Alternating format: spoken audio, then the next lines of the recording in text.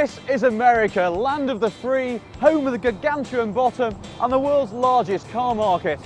To succeed, a luxury brand must appeal to Randy and Brandy, which is why we're in the good old US of A for the launch of one of the most eagerly anticipated cars of 2007, the Jaguar XF.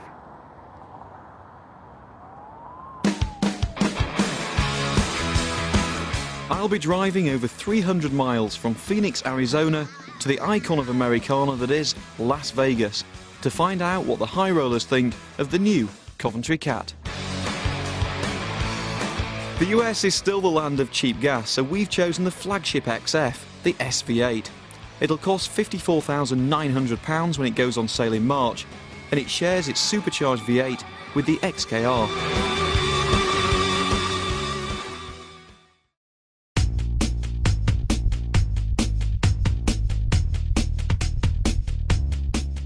When Jaguar launched the XF's predecessor, the S-Type, it was hard to believe just how wrong they got it. The styling was a weird pastiche of the 1960s and the interior was, well, rubbish.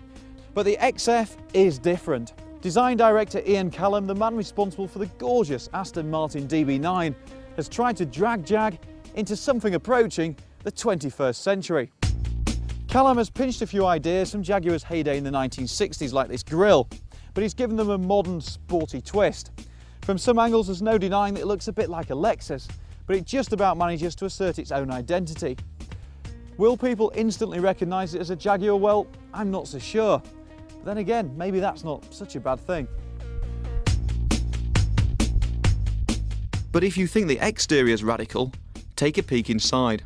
When you step into the XF, you'll notice that there's no slot for a key. Instead, you get this ignition button that glows red and pulsates a bit like a heartbeat.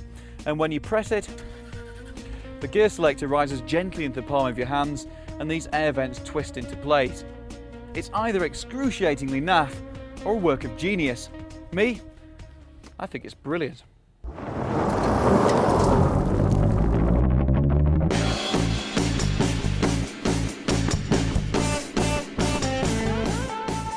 Jaguar's sales performance in the world's largest car market has been nothing less than disastrous. They're selling about 20,000 cars a year, and Mercedes sells that many every month. If Jaguar is to have a renaissance, then the XF simply has to seduce Uncle Sam. And that's meant engineering in some unusual features. The Americans, for example, think that that is an appropriate size for a soft drink, and Jaguar has had to design a cubby to accommodate it. They're confident that this car now has class-leading cup holders, and in the US, that means more sales. Back in the 19th century, grown men were playing cowboys and Indians in this part of Arizona, and the scenery is still littered with remnants of a naughty past.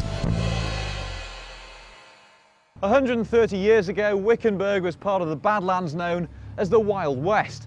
The town didn't have any cells, so they used to chain the outlaws to this jail tree.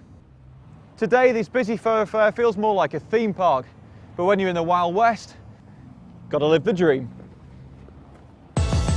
Coming up, we drive the famous Route 66, seek the opinion of one of America's biggest Jaguar fans, This new design, I think, will impact a lot of people. and arrive at the Sin City of Las Vegas.